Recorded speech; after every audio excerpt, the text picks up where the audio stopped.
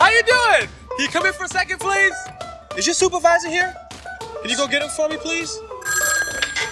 Hello? You do? You have? No kidding. Yes, of course. Oh, they'll be totally discreet. We got one! Now, let's analyze what's been working for us. Not a thing's been working for us. We got this. We're the guard, and we protect our quarterback. Ready to practice? Yeah. How's that arm? Good. Huh? What's that smell? Wild yam. That's nice. This is SHUKC Sports Pass, and now your hosts, David Brox and Vernon Birmingham. All right, David Brox, SHUKC Sports Pass. I am joined this week by the chocolate dropper, Vernon Birmingham. You gonna drop something for us? Not in the freestyle mood today. Cut. I'm just kidding. Not in the freestyle mood today. You might catch me like, well, I mean, what? We got another week or two left in this. Then we get into basketball, so I might drop something off next week. Okay, you work on that for the next week. We did go into first week of district play. New strategies and stuff we saw last night as teams start looking to try and maybe make sure that they get mollywopped to come out to the building. Our game we saw last night, Leavenworth came to Slagle and beat them 29-8 with probably the most impressive play of the whole game, getting that touchdown late in the fourth quarter. Yeah, it's an interesting game. It's, to me, pretty even. You're going through the first quarter, 0-0 after one. Leavenworth was able to capitalize on a few Schlegel mistakes, a couple of interceptions, including one of them being a pick six. Then from there, I mean, Schlegel just really couldn't get much going. Actually, they showed a little bit of life. In the third quarter, they was able to get safety, come back and get the ball and score. But from there, they was able to do nothing else. They lost their quarterback late in the game as well. But like you said, we actually talked about this during the game in the booth when they were up 13. It was like they will try to score if they get the ball back because, again, in case your rules, plus 21 is the most you can get in these games, and that's very important, especially in a district where, to me, there's not a lot of separation. So all these teams finish the same. That 21 points will end up being a huge thing. So they do get the full plus 21, 1-0 is Leavenworth in this district. The other game in that district, Lansing gets the win 45-30, but they were down 22-21 at the half. So, Washington showed a little bit of fight, but still not quite good enough to go beat Lansing. Yeah, I mean, it's evident that they made some adjustments at halftime, at least on the defensive end. Was able to only, they only end up scoring 8 points, in the second half. So that shows that the defense made some adjustments while the offense continued to click a little bit. Powerful, on the ground was Lansing with a few players getting up over 50, 60 yards, I'm sure. So that's probably something that's, something that's important for them because they've been known kind of throwing the ball around a lot early this year. So to show some life on the ground has to be, a good sign for Coach McCall and his squad. Christian Abbott with over 100 yards, and like you said, Wilkes had had a good game as well. So in that district, it will be Leavenworth at the top at plus 21, Lansing at plus 15. So this will be one of the districts that we kind of keep an eye on. So Slagle coming up the rear with minus 21 and 0-1. So we'll see how those matchups stack up a little bit later in our pick segment. The other district that we're following a little bit closer because of the number of teams that we have in the district is Piper, who, again, they just coming out 50 spots every week now, 59-18, scoring at least 2 touchdowns in every quarter. I mean, the Pirates got it going since that Bonner game. Yeah, and you saw them get it going a little bit with both sides, the running game and the passing game last night. We know Jake Jones had a big reception as well as a big screenplay by Sterling Owens, I think, as well. So, again, getting it a little bit diverse on the offensive side is going to be important for them as they continue through district and try to march their way towards the playoffs. So we talk a lot about the depth and stuff that we have within there. So Sterling Owens with over 180 yards on the ground, Trayvon Jones with another $119 on the ground and a touchdown, Colton Beebe with a rushing touchdown. He had over 50 yards. So 432 total yards rushing for Piper. So, getting stronger as the season goes on. So the surprise of the night, and not a surprise if you knew about the injuries going into this ball game, but no, it's still a surprise. I mean, when you look at the two teams matched up, I mean, again, when you lose a key ingredient in your team, it makes a difference.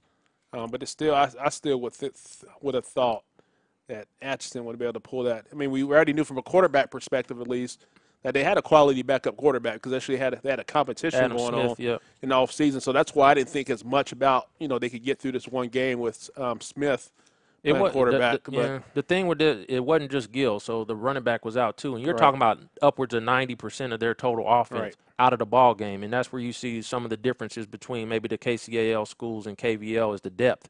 You're not just taking out the quarterback as well. You're taking away a key piece on defense with Joaquin Gill in the secondary as well. So definitely. I haven't got to watch it. We'll see if I can pull some highlights to, share here. Big win for, Jared Summers and Carl Hecht on senior night to, get that first win of the season. But, got to be disappointing for the Atchison Redmen. Yeah, it puts them in a must-win situation now here. If they have any chance of getting to the playoffs, we talk about 6-0 and winning league is one thing, but everybody's goal, for most part, is those last 3 games and getting a playoff berth. So it's going to be interesting for Atchison. They do have Baser Linwood coming up, and they got to you got to take an attitude that you're not going to expect to beat Piper. I mean, they're going to be motivated to again be 3-0. They don't want to go out of the district and possibly have to face Miege any earlier than expected. But I don't know, sad case for Atchison. But I mean, injuries are a part of the game. You still got to have somebody step up. Bonner Springs now mollywops Turner. 48-16. I mean, the train just keeps on moving, and the player of the year race might be getting down to a one-man show. Yep. Expert analysis from Vernon Birmingham here today. Oh, but again, same thing with Turner. Turner had a really great open part of the year, but again, once you get to district, as they say, as the young folks say, it gets real. So Mill Valley caught a student on the sideline, got a nice video of the game-winning touchdown from Logan Cook to Christian Jegan in the end zone. They get the victory 17-14 over St. James. Well, you got to be prepared at least to put the student's name out there. You give the student the credit that they deserve. Caitlin Jackman, I think, is her name. Then you say, I think. Come on, give I'm this fairly Caitlin her. certain. I gave her a full props, full credit to any student that wants to come, contribute on SHUKC. So open door philosophy. If you got pictures, video, whatever you want to share, you want to write an article, shoot it over and we'll share it on the website. This is you guys' website for the KVL and the KCAL. Yeah, great effort, though, on the catch. Once you go back and look at it, he laid out and brought it in. So pretty big. Even saw Coach Appleby getting kind of crunk there on the sideline a little bit. So exciting times out at Mill Valley. Yeah, got some emotion out of Coach Appleby. Gave him a nice little fist pump there. So sets up an exciting matchup we'll talk about a little bit later on. Mill Valley travels to Bonner Springs. That's where we will be next week. In the Shawnee Mission North, this is the second very long losing streak ended at the hands of a KCAL team. Shawnee Mission North ends a 25-game losing streak, beating Wyandotte 58-13. That's like almost 3. See, that's 2.5 seasons, man. That's. And we'll be talking to Cole Henley a little bit later on, but I mean Sumner Academy gave up that long losing streak too, and Harmon did the same thing for DeSoto earlier in the year. So, again, we got some things we got to figure out in the KCAL in terms of how we, think outside the box and maybe start talking about how you tap into the Hispanic community, getting some coaches and stuff maybe on staff that can help, draw those players out so you can get the numbers up to where they need to be. Sumner Academy falls to Lewisburg. Again, so Sumner Academy in the district from hell. Lose 35-6. I don't know if they were at home or I think they were at home. They were at Harmon. But nonetheless, they fall, and Bishop Ward falls 65-14 against Santa Fe Trail. Not a good week for the KCAL because Harmon also lost 83-0 against Shawnee Mission East. Yeah, I mean, there's not much to say other than the fact Shawnee Mission East, of course, is one of the best teams in the state. They're your defending 6A runner-ups and probably going to be right there again this year. So it's just a tough matchup at the end of the day, having to go out and play those guys. Yeah, no doubt. Sumner Academy is going to face that in the next couple of weeks as they share a game against Miege. We'll talk about that at that time when we get here. So got 2 good guests coming up this week. The Lansing head coach, Karma, you agreed to come on the show. You won a ball game against Washington yesterday. Coach McCall will join us from Lansing, and we'll talk a little bit with Cole Henley from Bishop Ward. The champ. The champ will be here. So this is David Brox with Vernon Birmingham. We'll be right back with Coach McCall. So we always talk about this phrase, being a player's coach or whatnot. You coach your son's team, or you consider yourself a player's coach? I'm a player's coach. So I was talking to my coach on my little league team. I said, I'm the good cop and you're the bad cop. He's the one always telling them what they need to do right, and I'm Mr. Pat you on the back guy. So we got one of my daughters here with us, able to hang out. Would you consider me a player's coach? Am I the good cop or the bad cop? You're the bad cop. What do you mean? What are you talking about? You always yell. You're hard. You even make your athletes cry. Really? Cut this. All right, this is David Brox back, SHUKC Sports Pass. We're joined this week by the new head coach at Lansing, John McCall. How are you doing this fine afternoon? Very well, thanks. Thanks for having me here. So we try to get to know our coaches when they come into the area, kind of get an idea of what your background is. Kind of give us a rundown of your coaching, you know, how you got into coaching, how long you've been at it, and how you landed at Lansing. Well, it's been 20 years now. I got started with Coach Gene Weir at Olathe North, and just started off there. I left there to go to Baser Linwood for a couple years. I went back to Olathe North, and then from there kind of found my way, headed down to Texas. And then after 6 seasons down in Texas, I came back up into this area and was over in the Blue Valley School District for 3 seasons, and now this is the first season at Lansing High School. Did you go to Texas with Coach Weir? Well, I didn't go with Gene. Coach Weir left 2 years before I did, and when he was down there those 2 years, that's when I was the head coach at Olathe North. Okay. And then after those 2 seasons, then I went down to join Gene down in the Metroplex. Okay. So I understand you got a state title when you were at Blue Valley. Were you there with Darren Sproles when they were at Olathe North, or any of those guys? Oh yeah, yeah. So very cool. And so no, there was 3 in a row starting in '96. It was '96, '97, and '98, and then we got beat by a really strong Olathe South team in '99, and then in 2000 went on another run of doing 3 in a row, and then. After that 2002 season, that's when Gene had the opportunity in Texas, and that's when I took over. And then we beat Hutch in 2003, and then we lost to Salina South in the state championship game in 2004. And then after that season, that's when I went to Texas. All right, so we talk a lot, at least within the SHUKC, about the Johnson County schools, and we have one that we kind of cover out in the KVL with Mill Valley a little bit, and we also talk about the difference with Johnson County or KVL versus the KCAL. Having now coached in both, coaching out in Johnson County and coaching at Blue Valley, what's some of the differences you see with coaching at Lansing versus those other places? Of course, we talk about numbers sometimes and budgets and things like that, but what do you see? Well, I don't know if it's so much budget or not, but you obviously see more kids the further south you go, and then as you get more players on your roster, you're going to get more coaches on staff, and so I think that's really the biggest difference. As we look at the environment right now, is the coaching staffs are larger, the rosters are bigger, and I really feel like you see more of an effort on the part of the schools and the programs to platoon.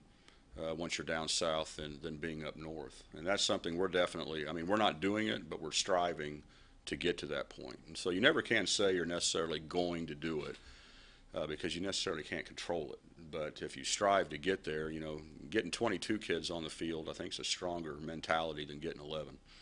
So you took over the Lansing job, and that had to have some attraction, the new construction that they got going on, being able to get more kids out to try and get the numbers up to where you want them to be. Talk about a little bit what drew you to Lansing and ultimately make the decision to come over and coach there. Well, I'll be honest, it really stems from my experience in Texas because, before going to Texas, it was something, to be honest, we didn't pay a lot of attention to when we were at Olathe North, because we were in a multiple school district. But when you got down to Texas, you kind of started to see the difference between districts that had several schools and then those districts that had the one high school. Mm-hmm. And that was the most attractive thing for me at Lansing, was that it was a one high school community that, has a passion for football and, a very supportive administration and community.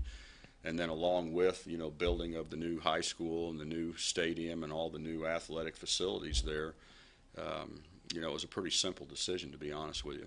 Right. That's something we've talked about often with your Basers and your Tongonices. When you get that whole community kind of backing that one school, it plays kind of a huge impact on kind of that I mean, Lansing's not tiny, but it gives you that small town feel in a bit when you got everybody in Lansing coming to check out games. And right. And they're already a 5A program, and that and they're not going to get smaller. They're just going to keep growing and getting bigger. And so and again with that one school support, and again it was just something that became really noticeable to us while we were in Texas, because going to for example, going to a game at South Lake Carroll, it was just a totally different environment and atmosphere than if you went to a game, let's say down in the Arlington district, where they had 4 or 5 schools. So one of the things that we talked about, throw the records out the window now. 0-0. So everybody starting last night. So you guys had a kind of a bumpy start to get to district, but again, being 0-0, you came out last night, were able to get your district season off to a good start with that 45-30 victory over the Washington Wildcats. What were your thoughts about the performance of your team last night? Well, I was really pleased with our kids. Our kids have played hard all season long, and and unfortunately, probably half of our starting players are seniors.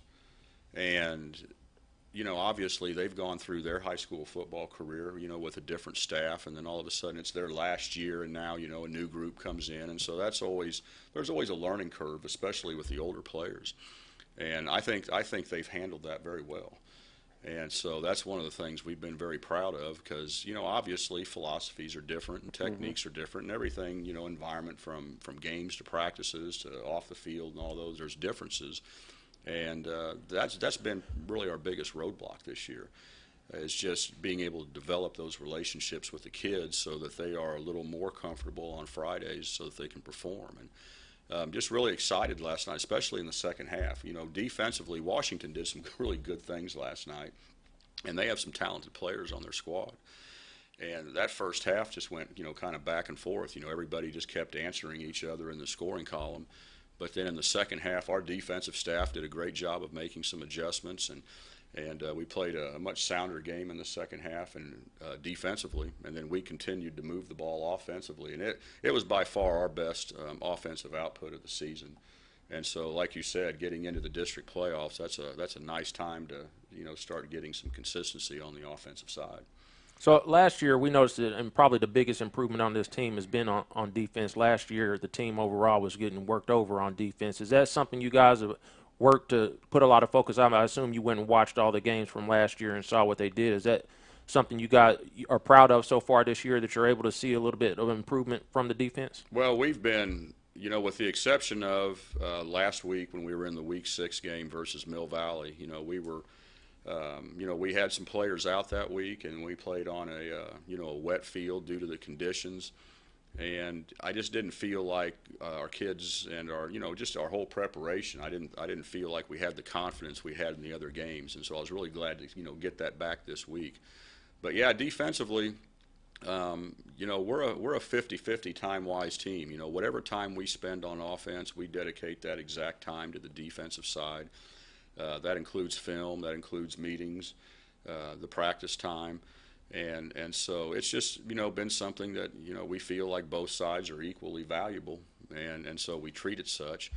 And, I think this year, the way the kids have responded to our coaching has been an easier transition for us on the defensive side. So let's talk about some of maybe the coaches that you have on the defensive side, as well as some of the players that's been stepping up on that side of the ball this year. Well, on the defensive staff, Coach Byron Mays and Coach Craig Gorel, they're our co-coordinators on the defensive side, and Coach Mays is with our defensive line, and Coach Gorel is in the back end of our defense with the secondary. They have done a really good job of just taking, information from me, if you will, because I'm not really coaching defense. Is defense more your kind of expertise area, or I'm just quality control? Okay. And so that's kind of the way I see myself, because both of them are really hard workers, and then they have, Martez is also coaching with us in the secondary. He's kind of dealing with the corners as Craig deals with the safeties, and then Matt Watson and Colby Seagraves are coaching the linebackers in the second level of the defense. But I think the big thing this year is just the production we've gotten from our defensive line. When we were at full strength and healthy, our defensive line was just very successful, and whether it was pressure on the quarterback or tackles for loss, just getting tackles, assisted tackles, and those types of things. And you know, we've talked about this both with coaches and the players, but since you know, Gene and I started doing these odd front concepts down in Texas, because we were always 4-2-5 defenses up here before we left. I've never seen the production in my experience, you know, in doing this since 2006 is when we actually started doing these odd front defensive schemes. Our defensive line has just really performed with Scott Haddock and Juwan Peace and Caleb Ward and Colin McCarthy. They've just done an outstanding job, and that's really kind of set the table for our second and third levels of the defense.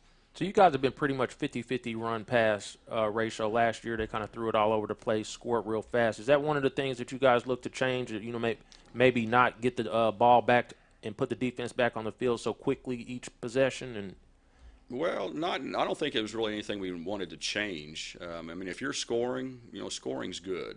And if you're scoring quick, you know, that's still scoring. And, you know, we are balanced, not necessarily by choice. Sometimes our opponent has forced us to do one thing or another on the offensive side. But, you know, obviously we have, as a coaching staff, struggled a little bit more on the offensive side, just getting execution, you know, out of our players during the game. And you know, and again, I really attribute that just to, you know, all the new faces that are on the offensive side. You know, basically, the coaches that are returning from last year, with the exception of one, are on the defensive side of the ball. And so the offense, there's been a lot of learning that's had to occur there. And you know, and again, quarterbacks have to see the game through our eyes, right, just like we have to see the game through their eyes.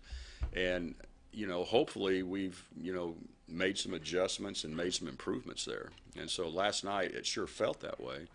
And so we'll see as we continue through district.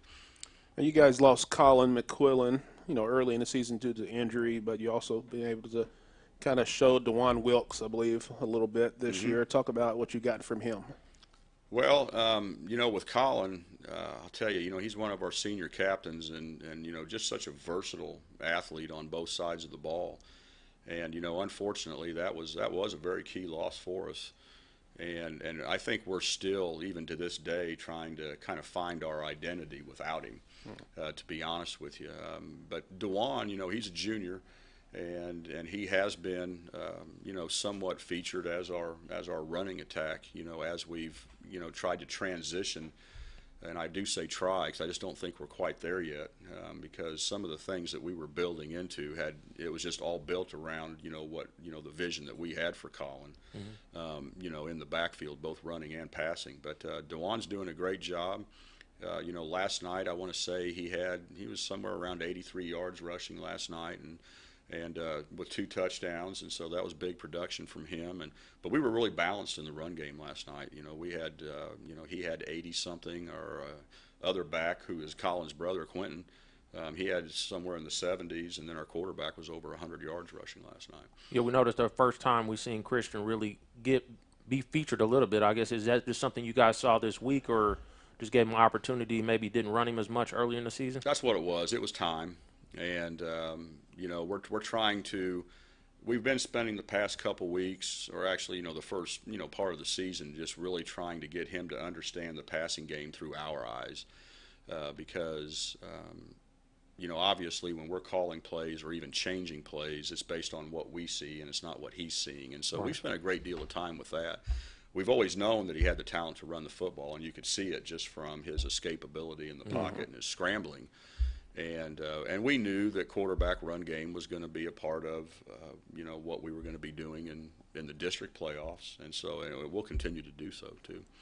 So what do you think as in regards to your offense, as far as the installation? Do you have it all in? Are you still, you know, this part of the year still working on We don't things? have, I mean, as far as what we want to do offensively, no, it's not all in. But we're playing with what we have at this point. I mean, we're not putting anything new in for the offensive line. There may be some technique issues that are changed from week to week in the backfield, but our offensive line is finished. And we feel like we know the strengths and weaknesses of our offensive line. And so we're just adjusting our play calling, you know, really to fit, you know, the strengths of our offensive line. So I went to the first game against Piper. And it looked real basic, vanilla type routes and stuff. You guys were running a lot of fly routes, and you had the one out pattern that you were relying on. So how do you, like, week to week, build in and get, other routes and stuff installed into the offense, and to be able to use, a little bit more of the skills of the players? That's a good question. To be honest with you, our passing game in that week 1 was based on their coverage. Right. And our ability to attack what they were giving us, and then also stay away from the things that they were taking away from us. And we hadn't had a great deal of time. We hadn't been in pads long because we didn't go to any contact camps in the summer. And so our receivers had not been working on press coverage, our outside receivers, as far as that experience there. And with Piper, when the corners are coming up in press and their safeties are pretty tight. And so we were basically running some cover 2 beater concepts, but not reading as a cover 2. We were just playing it as man because they were playing man with their safeties. And so a lot of balls were thrown to the inside receivers to the flats, and then we were going over the top with the outside receivers just because we felt like we had height advantages there. And whenever you're dealing with press coverage, you're always going to be dealing with offensive pass interference, defensive pass interference, and so we take the good with the bad there, knowing that we're going to get some yards just based off of defensive pass interference plays, and then again at the same time just still trying to get the pass protection set up with the passing game, and that's taken us longer than I would have liked, because we have to have that mesh so that we're on the same page there, and we have done some different things throughout the season to either boost the pass protection or boost the routes versus the secondary, one of the two. So this week, now that yesterday, last night's game's over with, are you your guys, I guess the players from last year, they talking much about this week being a revenge game? Schlegel came into Lansing last week and knocked them off. Obviously with the addition of Coach Wesley on the staff, that'll be a part of it. And I think our kids are very understanding of what our coaching philosophy is about this time of year is, playing that one game at a time. I know it's boring and cliche, but with a new coaching staff, and then since we're new to the kids, I think it is important. There's so much excitement buzzing around in the area about the Leavenworth game that, I'm just concerned that we're going to look past because everybody's so eager to get to Leavenworth. And I think it really helps that last year when Martez was at Schlegel, they came in and beat the Lansing football team, and so I think that'll help keep our focus this week, and our kids started their preparation today, and again Schlegel, like every team that's been on our schedule this year, I mean they have talent and they execute good things on the offensive side of the ball and the defensive side, and our kids see that on film, and we work through them with that as we install game plans for the week, and I don't think anyone's going to be looking past Schlegel. How much would you pick the brain of Martez from what he had last year, going into this game, and do you adjust anything you do at all, or you just kind of do your own thing? No, not really, just because Martez and I have known each other for a long time, and we have our similarities and our likes, and there are things that we like to do, and there's things that we like to stay away from. And so from a standpoint of his knowledge of that football team, I mean, he obviously has it, and, we'll use everything that he has, as long as it's fitting into, what we've been developing with our kids the entire season. So how much does we actually was talking about this last week and actually came up, David likes to get into arguments with people on Twitter. So so it's kind of about the difference between the KCAL and the KVL, and kind of how, the lower sometimes teams in the KVL is better than the best teams in the KCAL. So, how does it, especially when you go into district now where you're playing a couple of KCAL teams and another team, but playing in the KVL, how do you find that been helpful, especially when we're talking about getting to district play now, the competition that you see? I don't know. It's different. It just depends. I mean, all leagues have, some leagues are stronger than others. And, you're going to see that everywhere when you're looking at football at all levels. And, each week is an important week for development. And, obviously when you're putting your season together, you always keep the weeks 7, 8, and 9 in mind. Are you building towards something that you're going to be using in that last third of the season, as you're going through? You know, the thing that you see, you know, when you're playing Washington and you're playing, you know, Schlegel, you're going to see, you know, more wide open concepts, if you will, offensively. They take more risks. And, you know, they're also going to have some talent somewhere in the skilled positions. You know, to whereas you're going to see maybe more of a methodical approach, you know, out of the Kaw Valley schools as far as, you know, how they're coaching their games. But, you know, like when we played Bonner Springs in week 4, I mean, they're as athletic as they come. And, you know, we really, you know, had to fight very hard to stay in the game defensively. And, you know, we were just hoping for a fifth quarter in that game. we just needed more time. And, you know, and so you see it's similar. It's very similar. And so, you know, again, I think maybe some of the other schools might have, you know, possibly a little bit more structure as it applies to what they're allowed to do, you know, 7 days a week versus what other schools might be allowed to do 7 days a week. But, you know, I thought Brian did a great job last night with Washington. And, you know, that first half was an awesome half. And, you know, I think one of the big advantages we had last night is that we just had more players. Yeah, depth is always a big deal once you lose a couple of those athletes and the numbers that they have at the schools there. Yeah. So we talked about this last night, and after we kind of kept up with you guys' game on social media. You know, how much, especially when you get into deeper in the games, you guys developed, you know, got the lead. I guess where do you start factoring in protecting the ball and getting out here with the win or putting up more points for the district play in the point system? Because we talked about that last night. You know, in the game, I think it was like a 13-point lead, and when they got the ball back, it was like they're going to try to score because they're going to try to get to the plus 21, which they ended up doing. So, you know, unfortunately, that's true. I don't like it. You know, we had the opportunity. You know, we probably could have ran the clock out last night, and you know, I think that's just part of kind of the, you know, the respectful nature of the game. Right. But you know, when you're on the point system, which is now 21. Right. You know, that's how, I mean, our last score was based on that only. Right. And then I guess the positive thing out of that, you know, back in the day you might get coaches upset, but I think now most coaches understand. But that's what we kept reiterating throughout the whole game. You got to put full effort in, unless it's just a complete, you know, you're getting blasted. You want to try and keep that score close. Even in a loss, you want to try and maybe get one more score when you wouldn't. Yeah, and that happened to Schlegel too last night. Yeah, it goes both ways. And we had to, you know, we talked to our players about this last night because, you know, there were a couple situations in the second half where, you know, we had injury timeouts and things like that, and just making sure the kids understand that. You know, we're really in a new season here with a different approach and a different mentality. So, you know, we're not wanting to, you know, necessarily just wind the clock down and you know, get out of there with just the win. Right. I mean, which, you know, during week 3 or week 4, week 5, that's exactly what we would have done, you know, just to protect the football. Right.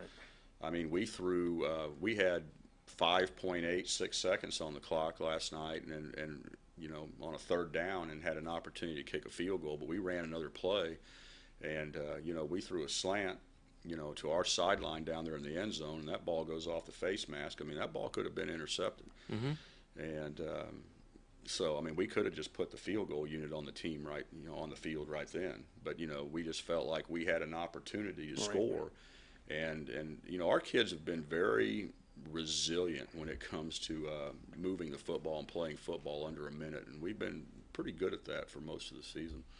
So kind of wrap things up here, Coach. I mean, I know you just got to Lansing this year, but and the two teams don't play very often, but you know, right side by side, Leavenworth and Lansing. Have you gotten a full appreciation for how much this game would mean to Lansing to go play and beat Leavenworth in district play?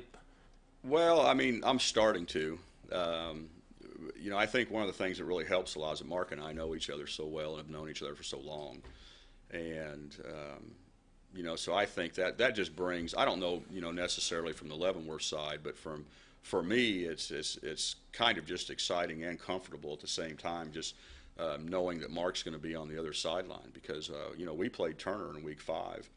And, you know, that was you know, just a very interesting week for Jeremy and myself because Jeremy and I are very close friends, and you know, I enjoy that part of it, and that's one of the great things about the coaching fraternity is you know, is when you know, you have close friends that, you know, are either on your staff or even when they're on the opposite sideline. I think it just adds to the experience and adds to the game, and you know, the kids see that too, and they start to, you know, to see kind of what coaches have been talking about when it comes to relationship building. knowing that, you have, lifelong friends at times or very close friends on the opposite sideline, and you're out there competing, and I think it's great for the kids. Very cool. Well, we appreciate you taking the time to meet with us this afternoon, and we wish you the best of luck the rest of the way. Thank you. Appreciate it very much. All right, this is David Brox. We'll be right back with Cole Henley. The champ is here! The champ is here! The champ is here! The champ is here! The champ is here! All right, David Brox back, SHUKC Sports Pass. We are joined by Cole Henley of Bishop Ward. Vernon. The champ is here! The champ is here. Do the students of Bishop Ward call you that? Yeah, they do. So when you're walking down the hall, they go, "Hey, champ." Some of them do. So give us the origin of this nickname. Well, I mean, me and Brian, we had nicknames for each other. I called Brian Brain, and he just started calling me Champ, and then it just stuck. I think he started calling me that last year or sophomore year. So you should say I'm running with it. Yeah. Get me a champ tattoo and everything, huh? Where'd you get the tattoo at? I haven't got it yet. Oh, okay. No, I was just talking. He thought that was – these Bishop Ward kids are not running around with tattoos all up and down their arms. You inked up at all? No ink? No. Do Bishop Ward students have ink? Some do, but if you have it, you have to cover it up in the game. I think that's a Acacia rule, though. So give us a rundown of your vitals. Height, weight. What are you running your 40 right now? Not very fast with your knee injury right now, but what do you clock at this summer? 4.6 is my 40. My height and weight. Yeah. I think I'm listed at 6'2", 180. He's noticed he said that's what I'm listed at. Yeah. What are you benching? 225. That's good. That's more than Brox. No. I bench 230. 225 is good, but I bench 230. Not literally. What is Mark Snyder benching? Mark, what do you bench? I don't know. He said that's none of y'all's business. So let's get to it. These are difficult situations that we get in here. Yeah.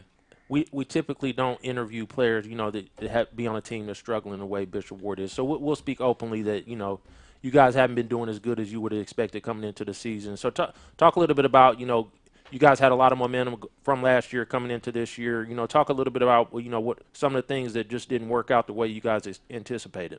Okay. Well, we had motivation definitely going in. After going to the playoffs, we expected to be back. And I think people getting hurt and just not having enough kids, not being able to practice. I think our scout team not being able to give us a good look, that played a big role in just not preparing us well enough. I think that hurt us. And then people getting hurt, that just... See, I told Coach Dorian this too. If he ever needs a good look from a scout team, I would come out.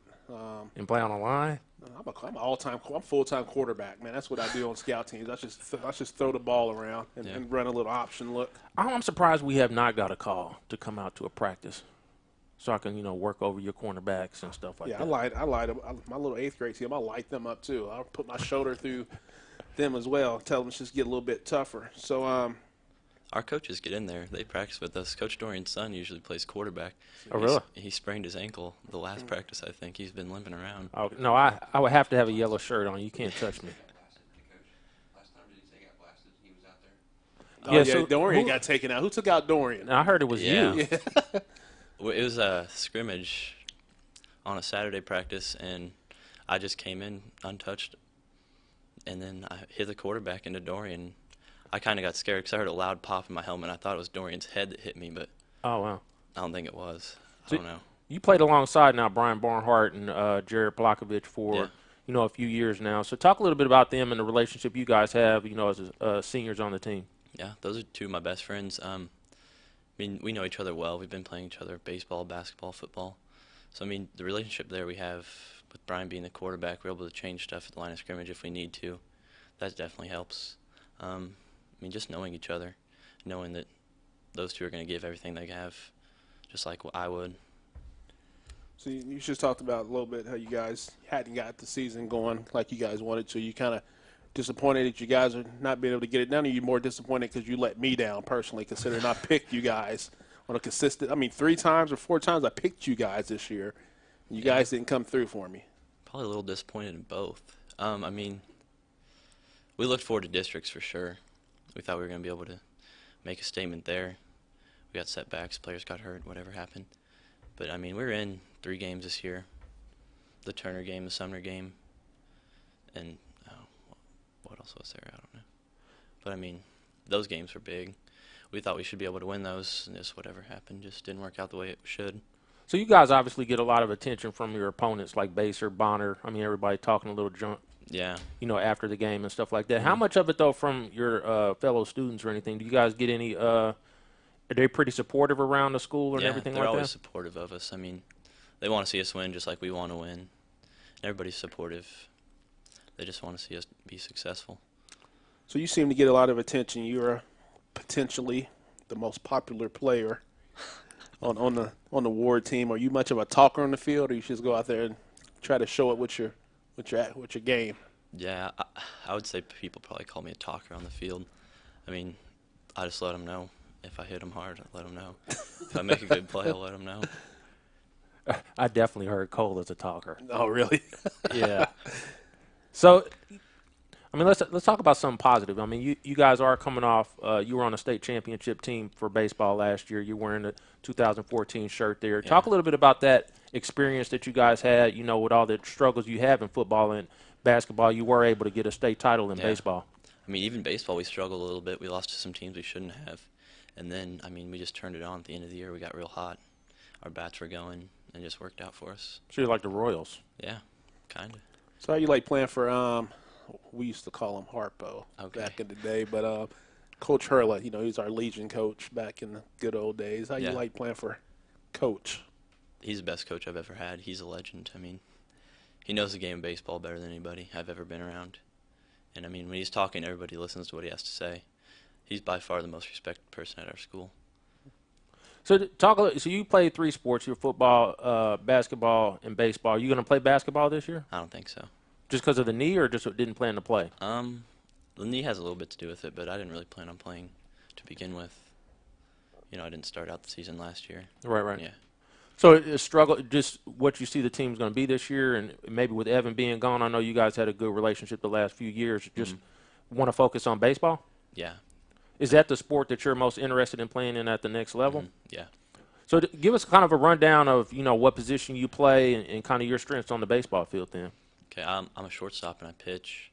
I'd say, I mean, my bat's good, but defensively is probably my strongest area. I think I only had 1 error last year. So you probably didn't know this about me, but baseball was my sport of choice in college. Okay. Didn't know that, did you? No. I know, it's pretty good, man. You want to pat yourself on the back, I too? actually do. I'm kind of. A lot of power. Yeah, man. Actually, I wasn't even this big, man. I was probably about your size back in the day. We bring that up every week. He was a light-hitting. Actually, I played shortstop and pitcher. Then I moved positions my senior year to catcher because we didn't have anybody else who could do it. But I moved to first base in college, which is the best decision that ever happened in my life. So save the knees. Give me your rundown of your pitches. What do you throw? I throw a 4-seam and a 2-seam and a curve and just a circle change. So do you ever go to like a camp or anything where you get like a radar gun, or what have you been clocked at, or do you get clocked? I've been clocked at 89 is my best. Really? Yeah. My coach the whole time during the game I hit 89. He's like, give me 1 more mile per hour, Yeah. It was up at KU, just a showcase tournament. Yeah. And I forgot that. You actually play with, can't think of his name now, but Coach Urquhart, yeah. Tom. He used to actually do some coaching at Wyandotte, and he has a baseball school that my brother used to do instructions at when he was back in town. So, my screen just went black. My iPad died. Fade to black. That's where we should make up questions. That's where we get to some fun questions. Yeah, let's have some fun with Mr. Cole Henley. So we did learn that you had a girlfriend. Yeah. We're gonna throw that all out the window right now. Cause she don't listen to the show. Yeah. Anyway. So. She ain't going to watch this. Our first fun question we always come up with, you could go out on a date one evening with any woman in the world, not your girlfriend or your mom or your grandma or your sisters. Okay. Who's that? Nike Heaton. I don't know if you know who that is. Actually, that's the first time somebody said something they did not know who it was. Yeah. Nike Heaton? Yeah, she's a singer-songwriter. She's country? No, like pop music. I don't really like her music, but I follow her on Instagram. Are you an Instagram stalker, champ? No. So, Let's have some fun. We gave you the chant before. Since you're the champ, you got to give us the chant. Chant. Just like Vernon did. The champ is here. Let's hear it. All right. Just like you said. So when you're coming down the hallway, this is what you tell everybody. When you walk in, you make your announcement. Let's hear it. All right. Oh, boy. That's what he said. Oh, boy. All right. The champ is here. Nice. Hey, what about your can you give us your best Coach Dorian impression? Oh, man. He likes to say cheese and rice a lot. What? So. What? Yeah. So just be talking to someone or something will go wrong. He'll be like, cheese and rice. What? He's staying politically correct? Yeah, you need to start telling his new line needs to be, you can't slide on the sliding board. You can't slide on the sliding. I can't even say it now. Oh. You going to get it out? After I watch his touchdown. A sliding board can't be slid on if you don't have on the right pants. I'll let him know. Oh, that's cool. So shout out to your girlfriend. What's her name? Her name's A.C. Irwin. And she goes to Lansing, ironically. Yeah. She a senior? Yep. There you go. Dayton. All right, let's go run through our picks here real quick. We're going to have Cole. You're going to pick. We won't make you pick against Bishop Ward. Not unless you want to. But you cannot. You have to pick Bishop Ward. We don't put you in that spot like that. So I dare you to not pick Bishop Ward. He wouldn't be able to go to school Monday. Dorian might make him run with his leg. All right, let's start out with Coach McCall was here. He faces Slagle on the road. Lansing versus Slagle. Why do I always start? I will take Lansing. We'll always have to go second. I think I'll take Lansing, too. I think I'll take Lansing 3. There we go. Washington at Leavenworth. And I will take – actually, I was impressed with Leavenworth a little bit. They cannot throw the deep ball, but they got some impressive athletes on that team, and I'll take Leavenworth. Isaiah Ross had a huge night for the Pioneers. So it's a tough one, dude. We'll let Washington have a bounce-back game. It's a tough one. So I'm going to go Leavenworth at home. Yeah, me too. I don't see Washington beating Leavenworth. Baser at Atchison.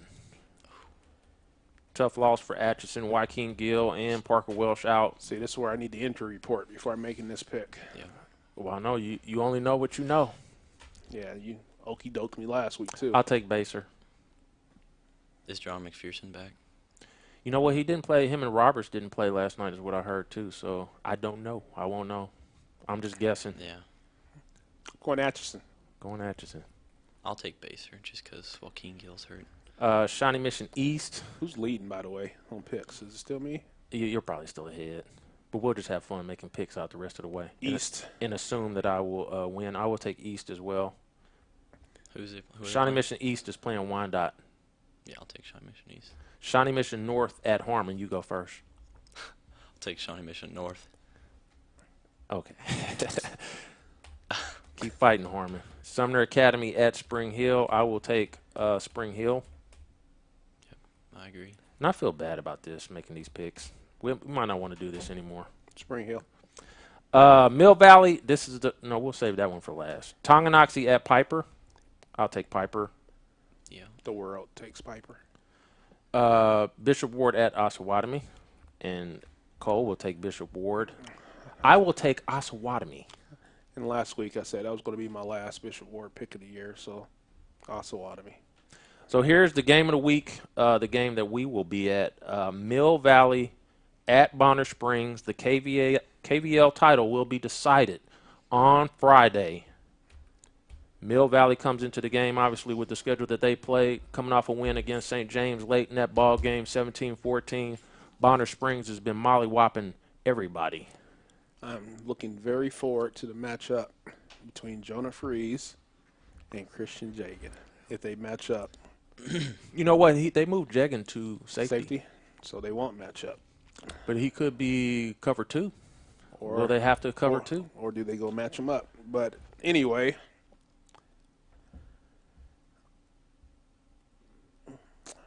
I said out of our 14 schools, I've been saying all year, Mill Valley is the top school.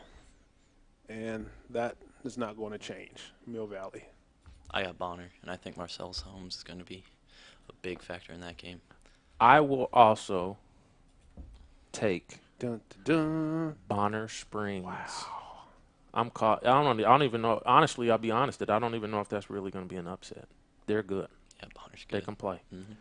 And they got enough weapons to be able to spread Mill Valley out, and enough athletes on defense to be able to see if they can stop them. So I'm rolling with Bonner. Coach Appleby, just bring my gear you're supposed to bring me, man. That's why I'm picking you. Bring my gear. No, I think they'll win. You gonna wear it at the game? Nah, man. You gonna wear it in the Bonner press box? I can't do that. I'm gonna reach out to Coach Stripe too. We might see if we can't, interlace our equipment with his equipment and see if we can, spice up the at least be able broadcast to use our headphones. Yeah, no doubt. I mean, I want to have the scoreboard. This is a big game. This is the biggest game we've had so far. Bonner Piper was a big game, but, we're at a point now in district play. These two teams are playing for a playoff spot, and they both want to get that top seed in the district. So you don't want to have to go play what is it, St. Thomas Aquinas early in the playoff season. So yeah, but like I said all year, that tough schedule Mill Valley played is for this right here, and even though Bonner's been pulling out the mollywop card, I mean, Mill Valley's played a schedule to be able to, and actually I think Mill Valley wins, and I think it's not close. Ah, here we go. So even more bulletin board material. I mean, Coach Aslan don't fool with me anyway. But I was thinking the opposite of that. Oh, you think Bonner's going to blow out Mill Valley? Maybe not a blowout, but I think a 2-touchdown favorite. Oh, you said really? favorite. Yeah. Wow. Hey, you must have some real friends over at Bonner. Yeah, I went to grade school in Bonner. So, oh, really? Yeah. All right, very cool, man. Well, we appreciate you taking the time coming out with us. We hope your leg heals up okay, and see you at baseball season. All right, thank you for having me. All right, thanks a lot. This is David Brox and Vernon Birmingham. Wu-Tang is for the children. We'll see you next week on SHUKC Sports Chat.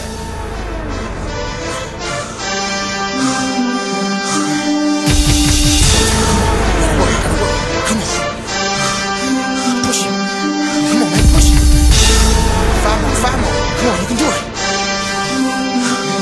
Come on, man. Come on, they got me, baby. Come on. Guess he's back, dirty.